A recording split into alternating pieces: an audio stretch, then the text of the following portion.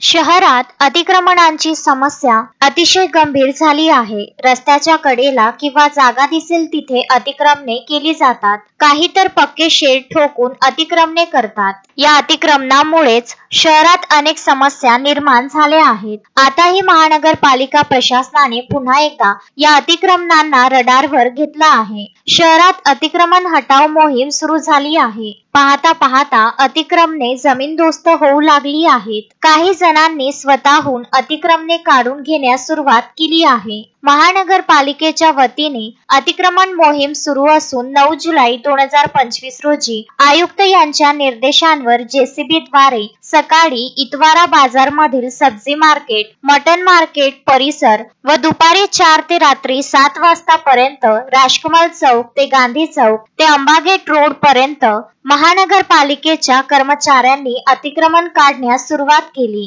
तसेच इतवारा बाजार सब्जी मार्केट मध्ये काही दुकानदारांकडे डस्टबिन नसल्यामुळे त्यांना दंड सुद्धा देण्यात आला आहे. जोपर्यंत शहरातील रस्ते व फुटपाथ मोकळे होणार नाही तोपर्यंत ही अतिक्रमणाची कारवाई सुरू राहील. ज्यांनी अतिक्रमण केलं असेल त्या सर्वांनी अतिक्रमण स्वतःहून काढून घ्यावे, अन्यथा महानगरपालिका प्रशासन काढून घेईल. तसेच कायदेशीर कारवाईलाही सामोरे जावे लागेल असा इशारा आयुक्त यांनी दिलेला आहे. या इशाऱ्याने अतिक्रमण धारकांचे धाबे दणाणले आहे. शहरातील मुख्य बाजारपेठ, कापड बाजारातील अतिक्रमणांवर देखील लवकरच कारवाई करणार असून त्याबाबत शहरातील इतर भागातील अतिक्रमणे मोकळे करून मुख्य शहरातील अतिक्रमणांवर कारवाई करणार असे महानगरपालिकेचे आयुक्त यांनी सांगितले आहे. नागरिकांना या अतिक्रमणांचा त्रास सहन करावा लागत आहे. या गोष्टींचा विचार करूनच महानगरपालिका प्रशासनाने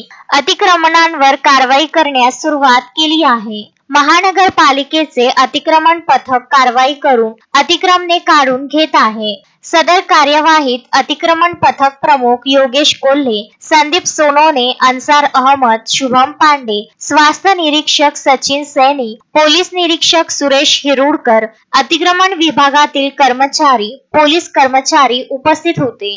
विदर्भ न्यूज ब्युरो, अमरावती.